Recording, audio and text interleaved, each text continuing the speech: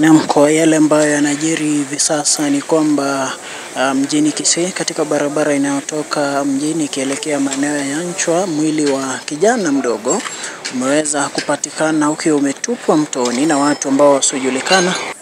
Pia wananchi ambao wamefika eneo hilo bado hawajatambua mwili kwa ni wa nani ama jina la marehemu ambaye ametupwa katika maeneo haya. Wananchi wanazidi kufika maeneo yale wakijaribu kutambua ikiwa kuna mtu ambaye ataweza kumjua kijana huyo. Kwa mbali anaonekana kuwa mwanafunzi walivyosema wengine, ila ni jambo ambalo halijathibitishwa kufikia sasa, na pia wanazidi kusubiria hatua ambayo itachukuliwa na serikali. Bado askari ama hakuna vitengo vya usalama ambavyo vimefika pale, nisijue kwamba wamejulishwa ama bado. Kisa hicho kimetokea hivi sasa na wananchi ndio wameweza kutambua kwamba kuna mwili katika eneo hilo. Inaonekana ya kwamba aliuawa aidha masaa ya asubuhi ama jioni,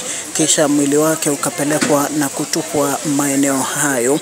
Inavyoonekana hakuna ishara ya kuonyesha kwamba kuna mapigano ambayo yametokea maeneo hayo, wala hakuna kitu ambacho kinaonyesha kwamba aliuawa akiwa maeneo hayo. Ni mwili tu ambao umewekwa pale. Inaonekana kwamba ulitupwa aidha asubuhi ya leo ama usiku.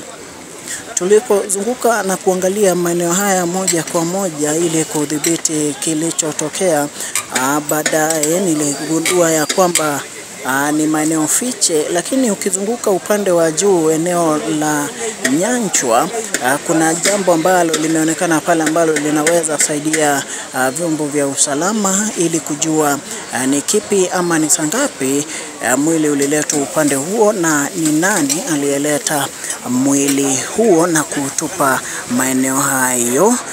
Kuna kamera za CCTV ambazo tumeona hapa njiani zikimulika upande ambao mwili ulikuwa.